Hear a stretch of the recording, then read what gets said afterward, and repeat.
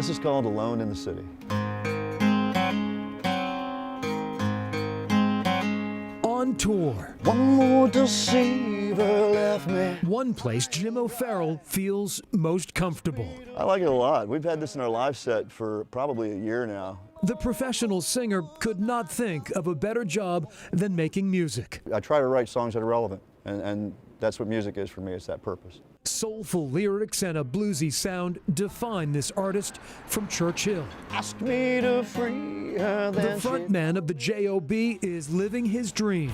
Yes, I feel it. I don't think I could be any happier. But Jim's gigs haven't always been a joyride.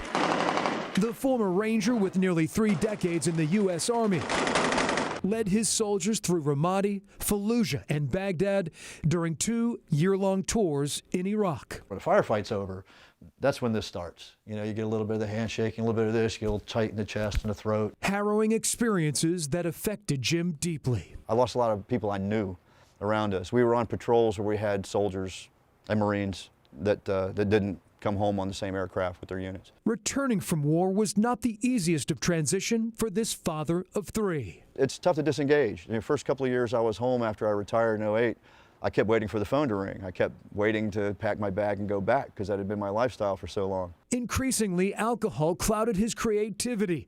He was on a path of self-destruction until one day, 8 years ago. That morning, it was April 30th of 2010, was my very last hangover. I haven't had a drink of alcohol since. And I don't advocate that for anybody else, but for me, it was a thing for me to do. Jim's salvation found in his strings. This music it's saved my life.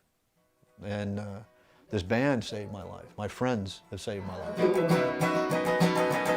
A decade ago, Jim met guitarist Jason Crawford. It's an inspiration that I draw from.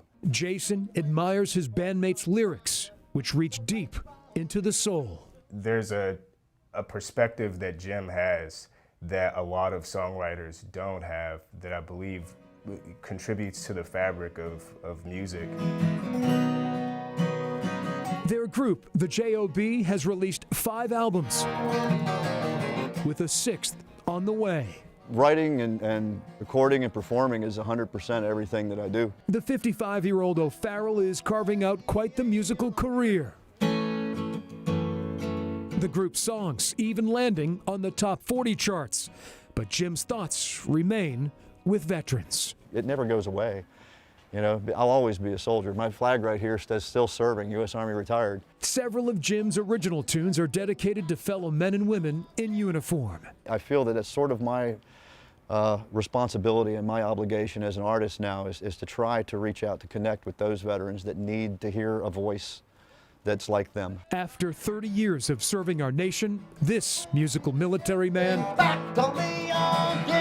is now entertaining it. I wouldn't be anywhere near the songwriter or performer or anything I am now without having been a soldier first. I know that. For Jim O'Farrell, the rhythm of his life is finally in tune.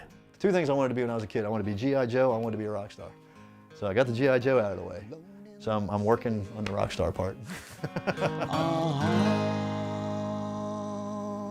Like father, like son. Jim O'Farrell's son, Jason, is in the 82nd Airborne Division and has served 3 tours in Afghanistan. Jason is graduating from Ranger School, and Jim will be pinning his original Ranger tab on his son's shoulder April 6th. Jim and members of the J.O.B. will be performing at Poe's Pub in Richmond the next night on April 7th. The band's new album, Highway of Shadows, drops later this spring. I'm Greg McQuade, CBS 6 News.